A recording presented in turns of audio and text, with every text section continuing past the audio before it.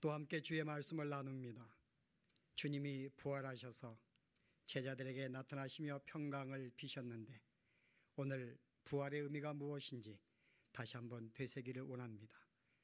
진실로 저희들이 받은 이 구원의 참된 복이 무엇인지 알게 하시고 하나님의 베푸신 그 은혜가 무엇인지 알게 하시며 그 은혜로 말미암아 우리가 어떤 존재가 되었는지 다시금 우리를 발견할 수 있는 은혜의 시간으로 인도하여 주시옵소서. 예수님의 이름으로 기도합나이다. 아멘. 드디어 꽃이 폈습니다. 제가 생각해 보니까 지난 주일은 꽃이 피지 않을 것 같아서 제가 흰 옷을 입고 옴으로써 꽃을 대신 피웠는데, 그래서 오늘 꽃을 핀 거 보면서 오늘이야말로 다시 부활의 의미를 되새길 수 있는 시간이다 생각해서 우리 오늘은 제2탄으로 제2탄 부활의 의미가 무엇인가 다시 한번 생각해 보려고 합니다. 자, 오늘 여러분 내용 보시면 머릿속에 그림을 그리십시오. 지금 제자들은 예수님이 부활의 소식을 전해 들었습니다. 근데 아무도 믿지 않았어요. 거기에 베드로와 요한이 달려가서 보았음에도 불구하고 물론 부활은 믿었지만은 부활의 참된 의미를 알지 못했습니다. 그래서 여전히 두려워하고 있는 제자들의 모습을 볼 수가 있어요. 이들이 두려워하는 것은 예수님이 붙잡혀서 죽임을 당하였기 때문에 혹 자기들도 다시 붙잡혀서 죽임을 당하지 아니할까, 그게 두려워서 빗장을 잠그고 지금 한 방에 다 숨어 있는 것입니다. 여기에 주님이 거기에 그림자같이 나타나셔서 그들에게 평강을 비시는 내용입니다. 어떤 그림이 여러분 그려져요? 어떤 그림이?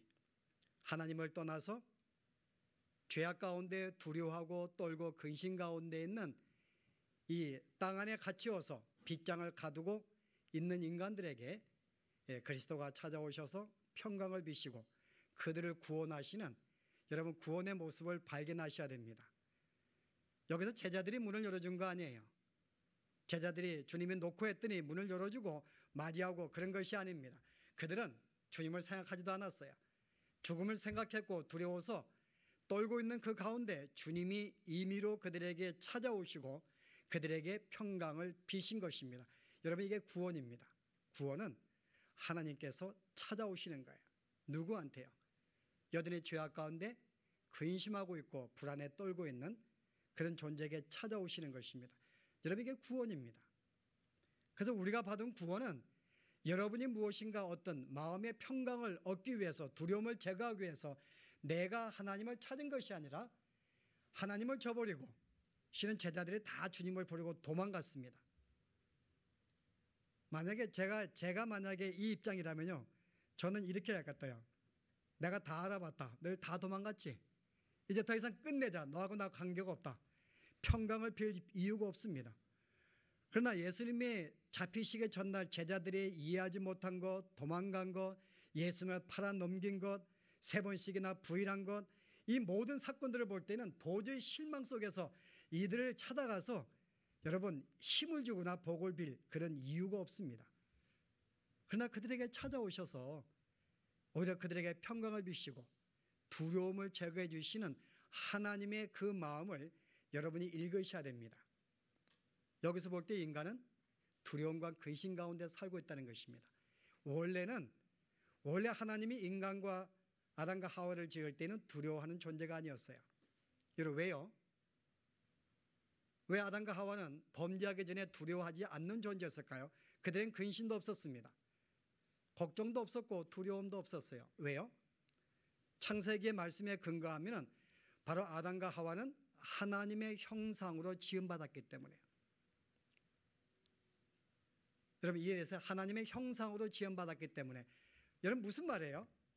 지금 여기에 다솜이가 하나님의 형상으로 지음받은 인간입니다. 뭘 말하는가요? 하나님과 비슷한 존재로 지음받다는 말입니까? 아니면은 하나님과 똑같은 존재로 지음받다는 거예요.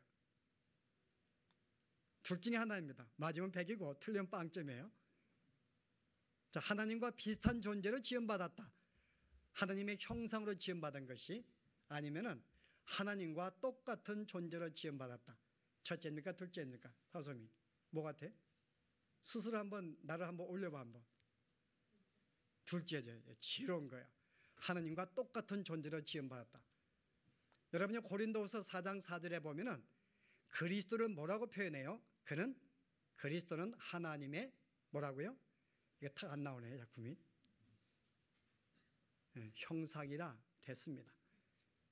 그리스도는 하나님의 형상이라. 여러분, 그리스도를 하나님이라 그러지 않고 하나님의 형상이라고 말합니다. 하나님은 그리스도와 똑같습니다. 그 형상이라는 말이 거기에 우리가 서포트하는 거예요. 여러분이 아시다시피 왜 이 땅에 탄생하신 그리스도께서 하나님의 형상이라고 표현했을까요? 왜 하나님과 똑같다고 말했을까요? 물론 그가 인간으로 오기 전에는 하나님과 똑같은 하나님이십니다. 그런데 인간으로 내려왔음에도 불구하고 하나님의 형상이다, 하나님과 똑같다고 이야기합니다. 그 이유가 뭘까요, 여러분? 여러분, 간단해요.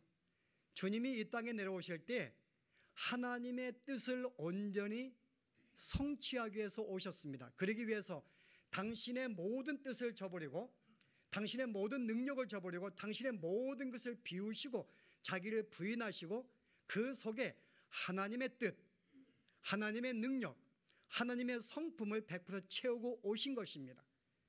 그런 점에서 예수님은 바로 하나님이십니다.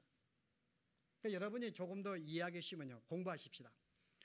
여러분, 그 형상이라는 말이 어디에서 나왔는가 하면 장갑에서 나온 거예요. 장갑. 그 우리는 하나님의 장갑으로 지음받았다, 그 말입니다.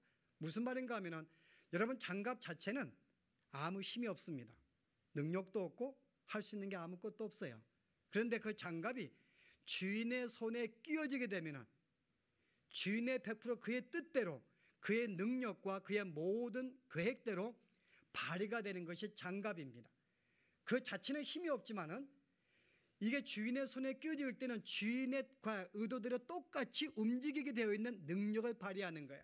여러분, 이게 형상의 뜻입니다. 인간은 원래 그렇게 지음받은 거예요. 하나님의 성품으로 지음받으면서 나라는 존재는 아무것도 없고 하나님의 뜻과 하나님의 성품으로 채워졌기 때문에 우리는 온전히 그분에 의해서 움직여지는 존재, 그분의 능력과 그분의 성품과 그분의 뜻이 100% 반영된 삶이 바로 아담과 하와의 삶이었습니다. 여러분, 이게 바로, 그래서 실은 아담과 하와는 온전히 그 마음속에 하나님의 능력과 뜻으로 채워졌기 때문에 그에겐 더 이상 두려움이 없었던 것입니다. 여러분, 그 삼위일체 원리도 이 동일한 거예요. 세 하나님이 계시는데 삼위일체입니다. 한 분이십니다. 어떻게 해요? 각자가 스스로가 당신을 비운 거예요. 그리고 거기에 비운 곳에 누구를요? 바로 다른 위, 성자는 성부에, 성령은 성부에, 그 위로 그분의 성품과 그분의 능력과 그분의 본질로 채워졌기 때문에 결국은 그분이 예수님이 바로 성자가 성부이시고 성부가 성령이신 것입니다. 여러분, 이게 삼위일체 원리예요. 이게 하나님 나라의 존재의 원리입니다. 그 우리들은 실제 구원받은 백성은 내가 사는 것이 아닙니다. 바울이 뭐라고 말해요? 내가 그리스도와 함께 십자가에 못 박혀 죽었은즉 그런즉 이제는 내가 산 것이 아니요 내 안에 그리스도께서 사신 것이라. 그 내 안에 이제 그리스도가, 그리스도의 뜻과 성품과 그분이 나에게 존재하기 때문에 이제 그분에 의해서 내가 움직이기 때문에 내가 그분의 형상인 것입니다. 그런 점에서 나는 그분과 똑같은 것입니다. 전제는 그분의 뜻대로 100% 살 때에. 어쨌든 인간은 그런 존재를 지음받았어요. 그런데 인간 스스로가 어떻게 됐는가요? 왜 언제부터 두려움에 빠졌는가요? 바로 나의 마음속에 가득 찬 하나님의 그 뜻과 성품을 의도적으로 버렸기 때문에요. 여기 하나님의 뜻이 찼는데 그 뜻을, 하나님을 저버리고 내몰아버리고 내 마음속에 나의 뜻으로 채우고 내 능력으로 채우고 내가 하나님이 되려고 하는 순간에 그는 한순간 장갑이 되어버린 것입니다. 주인의 손에 끼지 않는 그냥 버림받은 장갑이 되어버린 거예요. 그 자체가 되었기 때문에 아무 힘이 없습니다. 그래서 인간은 하나님을 내보낸 순간부터 자기의 능력으로 채웠기 때문에요. 인간의 능력은 제한적입니다. 그렇잖아요? 하나님이 인간을 지을 때요, 어떻게 지었어요? 완벽하게, 완전하게 지었지만은 하나님과 똑같이 지은 것은 아닙니다. 하나님은 그의 능력에 있어서 unlimited, 무제한이에요. 그래서 전능하다 그럽니다. 하나님의 지식은 unlimited knowledge입니다. 그는 전지하십니다. 근데 인간을 지을 때에는 하나의 limited knowledge예요. 제한된 지식, 제한된 능력을 주었습니다. 그래서 아담은 5분으로 알지 못하는 거예요. 비록 죄가 없어서 완전하지만은 5분으로 알지 못합니다. 능력은 받았지만은 그가 행하는 능력은 제한된 것입니다. 그 제한된 능력과 그것으로 자기 마음을 채워서 살려고 하니까요, 이게 불안한 것입니다. 그 성경은 이것을 죄라 그래요. 하나님을 내보내고 자기의 능력으로 자기를 채워서 자기의 힘으로 살려고 하는 것, 하나님께 의지해서 그분의 은혜로 사는 것이 인간의 지음받은 본질인데, 그거를 거역하고 내가 내 뜻대로 나의 능력을 내가 채워서 살아가려고 하는 것, 성경은 이것을 죄라고 말하고 그 죄를 쓰는 순간에요, 인간은 두려움에 찾아왔다고 말합니다. 그래서 아담과 하와가 범죄한 다음에 하나님이 아담아 어디 있냐 물으십니다. 그래서 아담이 숨은 다음에 뭐라고 대답해요? 창세기 3장 28절인가요? 내가 두려워하여 숨었나이다. 죄를 짓는 순간에 이제 하나님을 내몬 그 순간부터는 불완전한 자기의 능력과 자기의 지식으로 자기 마음을 채웠기 때문에 도저히 이것으로는 만족할 수 없고 불안한 것입니다. 그래서 내가 두려워하여 내가 숨었다고 말합니다. 인간이 두려워하는 것은 범죄한 상태예요.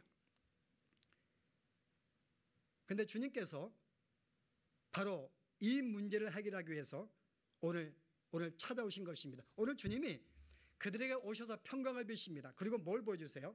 통독한 말씀 보았더니요, 너에게 평강이 있을지어다. 그러면서 뭘 보여주십니까? 기도하시지 말고, 지금은 응답받는 시간이 아니라 성경 보면은 답이 나오는 시간입니다.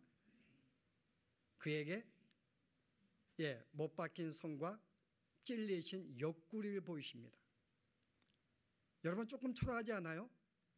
실은 제자들이 지금 두려워 떨고 있는데 그들의 두려움을 제거하는 도구로서, 그들의 마음속에 평강을 주는 도구로서 당신의 손가락과 옆구리 찔린, 창으로 찔린 옆구리를 보이는 게, 여러분 이게 좀 초라하지 않습니까, 여러분?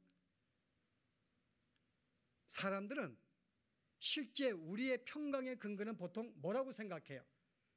우리는 내가 마음의 평강을 누리고 근심하지 않고 두려워하지 않는 것은 어떤 이 땅의 명예나 어떤 나의 지위나 어떤 나의 재물이나 나의 건강, 어떤 거기에 있다고 생각을 합니다. 그래서 내가 지금 두려워하고 걱정하고 염려하는 것은 내가 재물이 없기 때문에, 내가 건강하지 못하기 때문에, 내가 뭔가 위치가 내가 원하는 그런 자리에 앉지 못했기 때문에, 내가 명예가 없기 때문에, 그런 것 때문에 내가 두려워하고 근심하고 내가 떤다고 생각을 합니다.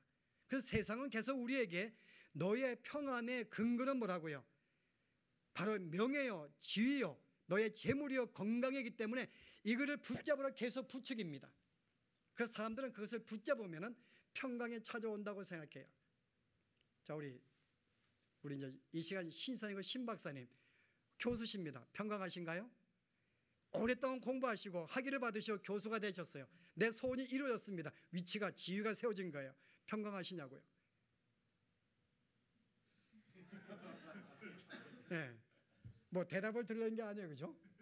실제 여러분이, 사람들은 그것을 있으면은 평강하다고 생각해요. 그러면 옛날 현대가 누구야? 정몽준 씨 누구죠? 그 자살한 사람? 예? 하여튼 뭐 제가 하여튼 정 씨. 예, 이분이 뭐 지위가 없어서, 재물이 없어서, 건강이 없어 여러분 마음에 두려워하고 자살했는가요, 여러분? 근데 예수님은 바로 그것이 아닌, 바로 너의 마음속의 두려움을 제거하고 평강을 주는 것은 바로 나의 손가락과 나의 옆구리라는 것입니다. 바로 십자가에 너희를 위해서 대속한 구속사역이라는 것, 이것만이 너의 두려움을 물리칠 수 있다는 것이에요. 왜요? 인간이 두려워하는 것은 죄 때문에 그렇습니다. 인간은 죄를 짓는 순간에 내 속에 심겨진 내 양심이 계속 나를 두렵게 만드는 거예요. 그 인간이 죄를 지으면 두려워합니다. 특히 더 누가 두려워요? 하나님을 믿는 백성들이요. 세상 사람은 죄를 지으면 자기의 양심 때문에 두려워하지만, 믿는 사람은 하나님의 성령이 들어가 있기 때문에 성령이 더 그것을 우리에게 자극을 시키기 때문에, 예수 믿는 사람은요, 조그마한 죄를 지어도 그게 두려워하는 거예요. 그게 걱정스럽고 떨립니다.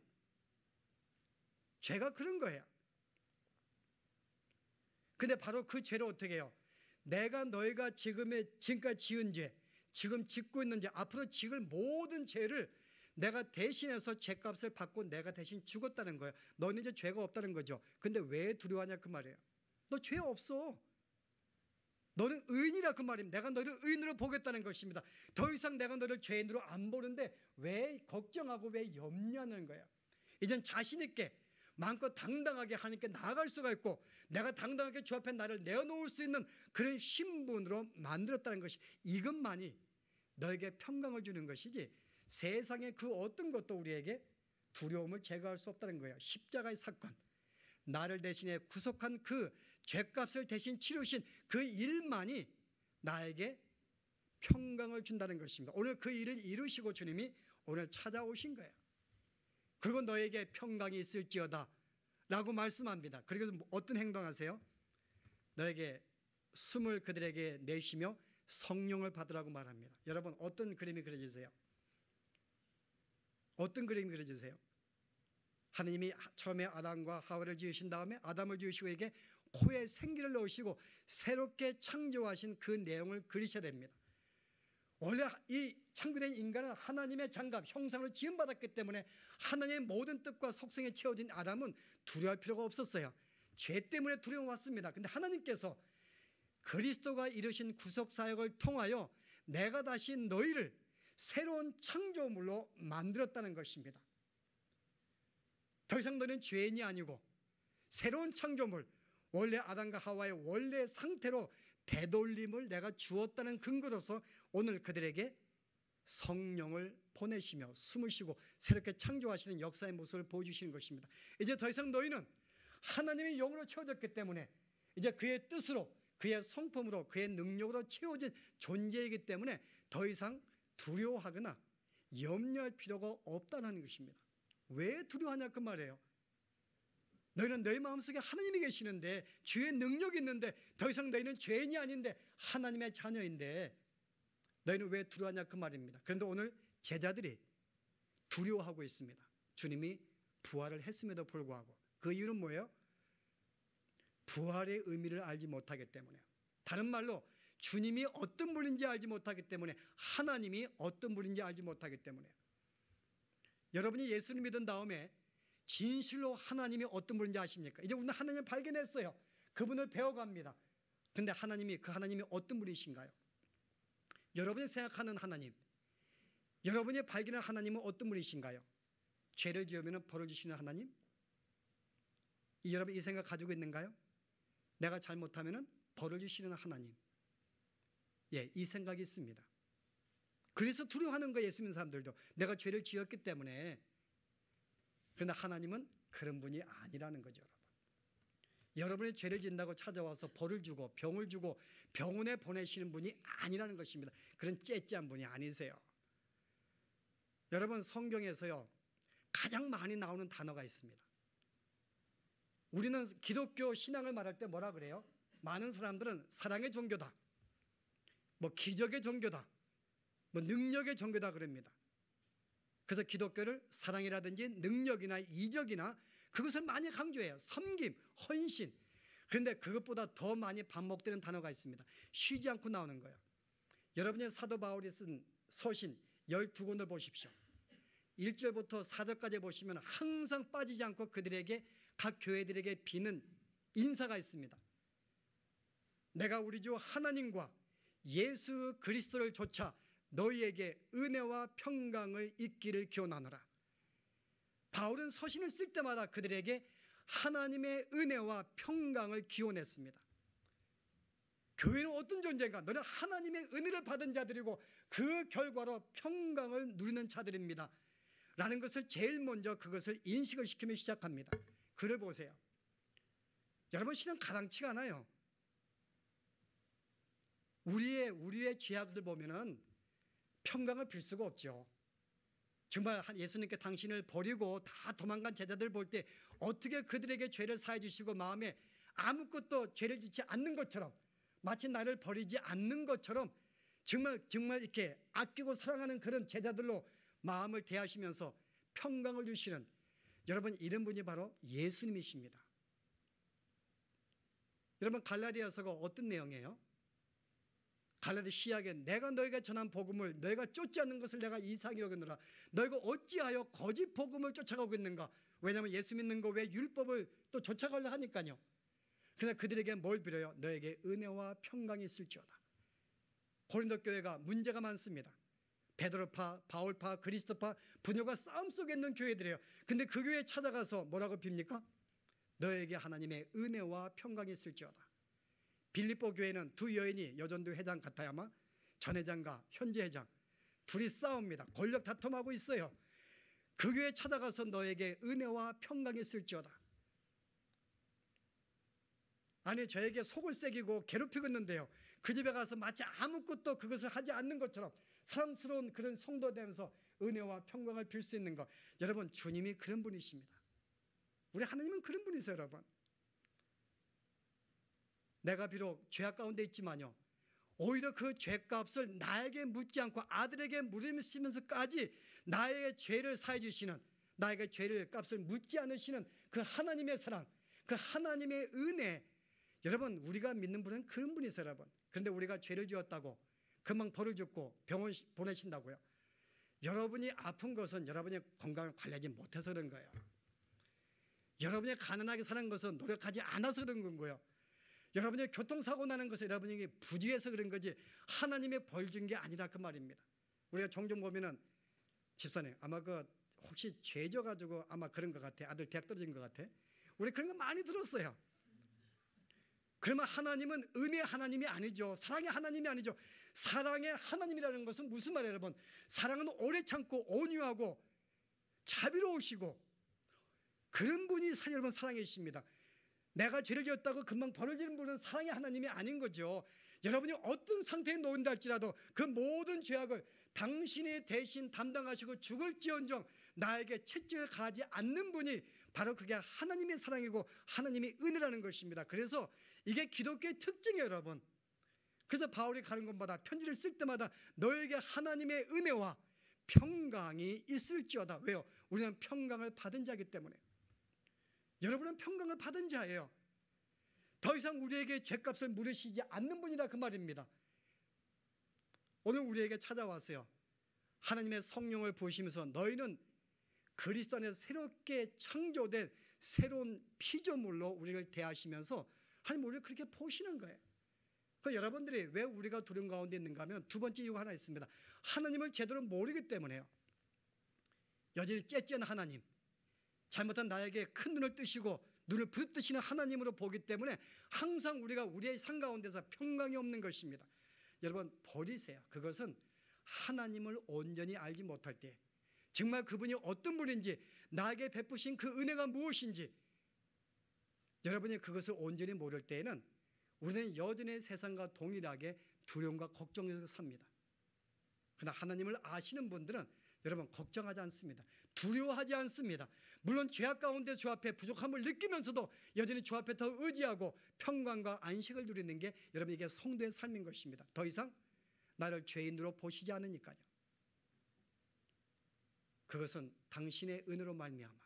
그래서 오늘 이 역사가 왜 숨을 내쉬는가, 앞에 내용과 본문이 맞지 않을 때 이미 너희는 하나님의 형상으로 다시 창조된 새롭게 구원받은 영혼이라는 거죠. 너희는 하나님의 백성이라 그 말입니다. 그래서 우리가 두 번째로 내가 누구인지를 알지 못할 때 우리는 두려워합니다. 내가 누구인지 알지 못할 때 여러분들은 천하보다 귀한 생명이십니다. 여러분 그렇지 않아요? 어느 사람이 여러분께 와서 내가 온 천하 다 줄 테니까 당신의 생명 내놓으시오. 내놓겠어요, 여러분? 못 내놓습니다. 왜요? 천하보다 귀한 게 내 생명이니까요. 그래서 이번에 우리 세월호 사건이 그게 여러분 안타까운 거예요. 한 영혼이 천하보다 귀한데 그 수많은 영혼이 너무나 부주의하게 그렇게 죽을 수밖에 없는 상황이 된 것이 너무나 안타깝고 분노가 나는 거죠. 왜? 우리가 천하보다 귀하기 때문에. 여러분 어떤 존재라고요? 예수님의 당신의 피값으로, 하나님이 당신의 피값으로 사서 새롭게 만든 피조물이 바로 우리들입니다. 우리는 너무너무 귀한 존재라는 거죠. 하나님의 자녀며 의인이며 여러분은 새로운 피조물입니다. 여러분이 그것을 알 때에 세상에 어떤 재물이 없다고 내가 굴복하지 않습니다. 마치 베드로와 요한이 성전에 기도를 갈 때에 한 안진배인가요? 뭐라 그래요? 구걸을 합니다. 베드로가 하는 말이 나에게 금과 은은 없지만은 내게 있는 것으로 내게 주노니 나사렛 예수 이름으로 일어나라.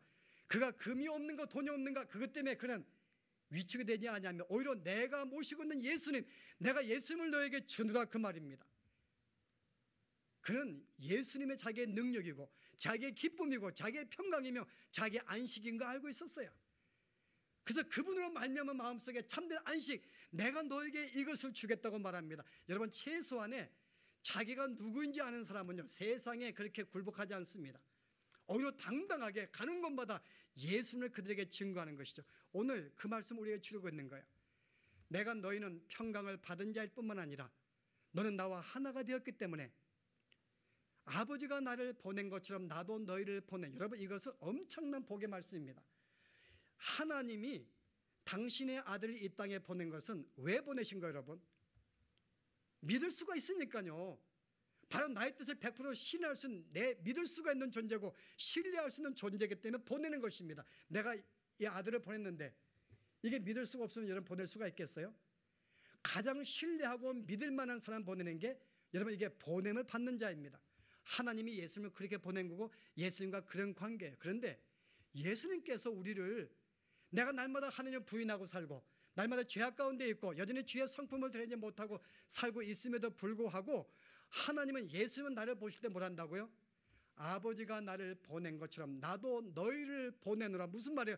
나도 아버지가 나를 신뢰하고 보낸 것처럼 나도 너희를 신뢰한다는 것입니다. 너희는 나에게 그런 존재라는 거예요. 내가 어떤 존재인지 알아야 된다 그 말입니다. 비록 내가 스스로 볼 때 여전히 내가 하나님의 구원받은 백성으로 그의 성품을 온전히 드리지 못한 것 때문에 날마다 내 마음속에 내가 때로는 어떤 마음속에 어떤 죄책감으로 어떤 그런 마음으로 살지는 몰라도요, 주님이 나를 보실 때에는 나는 너를 신뢰하는 내 자녀며 바로 나의 백성이라는 것입니다. 우리는 그런 백성이에요. 그래서 우리는 당당할 수 있는 것입니다. 왜 우리가 이 땅에서 당당하지 못하고 여전히 불안과 초조 가운데 있고 여전히 부활의 의미를 내가 알지 못하는가? 첫째가 하나님이 어떤 분인지 내가 온전히 알지 못하고요, 내가 어떤 존재가 되었는지를 알지 못하기 때문에. 하나님은 우리의 사랑의 하나님, 뭐라 그러세요? 악한 자들도 너희들에게 좋은 곳으로 줄 줄 알거늘 하물며 너희일까 보냐, 내가 가장 좋은 곳으로 내가 너에게 주지 않겠냐고 말씀합니다. 그래서 바울이 로마서 8장 15절에 뭐라 그래요? 너희가 더 이상 두려워하는 영을 받지 아니하였고 양자 영을 받았으므로 나를 아바 아버지라 부르느니라. 성령이 내 마음속에 오시는 순간에, 내가 새롭게 창조가 된 순간에 너는 더 이상 두려워하는 영을 받지 않았기 때문에 두려워하지 말라고 하는 것입니다. 예수님이 십자가 지시기 전에 제자들에게 주신 말씀이 있어요. 요한복음 14장 27절에요. 내가 너에게 평안을 끼치노니 곧 나의 평안을 너에게 주노라. 이 평안은 세상에 주는 평안 같지 아니하노라. 너희는 그러므로 근심도 말고 두려워하지도 말라. 주님이 우리에게 부활하셔서 우리를 하나님의 자녀로 삼으시고 모든 죄를 구속하신 그 결과로 우리에게 주신 것이 무엇인가 하면 더 이상 근심하지 말고 두려워하지 말며 내가 너에게 평강을 주노라. 이 평강은 세상에 주는 평강이 아닌 그런 평강을 받았다고 이야기합니다. 우리는 그것을 받은 존재들이에요.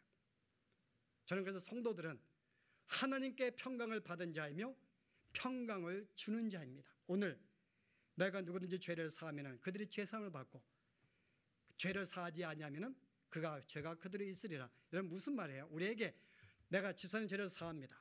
그러면 사함받는, 여러분 그런 내용이 아니에요.